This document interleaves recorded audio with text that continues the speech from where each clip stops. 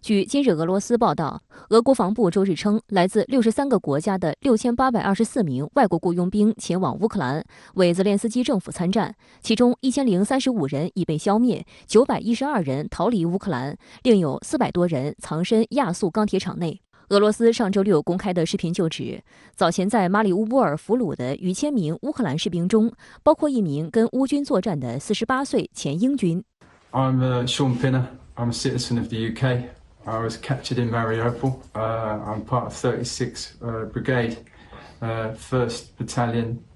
Ukrainian Marine. 视频中，平纳已剃净胡须，但显得相当疲累。他透露自己在马里乌波尔已作战5至6周时间，目前身处顿涅茨克。平纳在英国皇家昂格鲁军团服役多年，4年前决定迁往乌克兰加入乌军训练。他是第2名在马里乌波尔被俘虏的英国籍士兵。俄国防部称，来自波兰的外国雇佣兵人数最多，为1717人，大约1500人来自美国、加拿大和罗马尼亚，300多人来自英国，另有300多人来自格鲁吉亚，还有193人来自土耳其控制的叙利亚地区。俄国防部发言人科纳申科夫强调，在乌外国雇佣兵不享受战俘身份，因为他们来到乌克兰就是为了杀斯拉夫人赚钱，等待他们的是刑事责任和长期监禁。乌克兰总参谋部周日称，俄军使用图 22M3 战略轰炸机对马里乌波尔的乌军阵地进行了攻击。图 22M3 是俄罗斯现役的一款超音速战略轰炸机，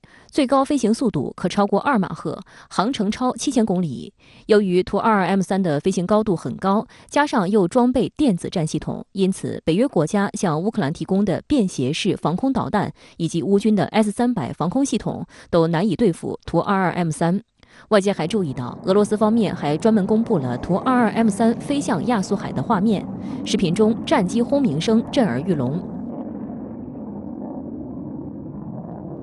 有分析称，俄方一旦占领马里乌波尔，将完全控制乌克兰80%以上的黑海海岸线，从而切断乌克兰海上贸易和补给线，同时也将使莫斯科在乌东地区与克里米亚半岛之间打通一条陆上通道。这对于俄军下一步军事行动有着至关重要的作用，乌东地区的进攻也许就可以全面展开。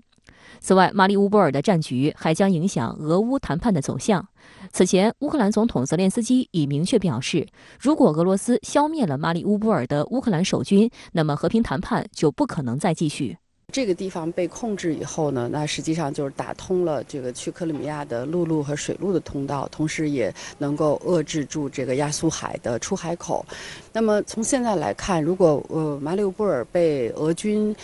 拿下以后呢，那将来就意味着双方呢军队可能在进行休整以后，就是大规模的非常惨烈的这个乌东战争即将爆发。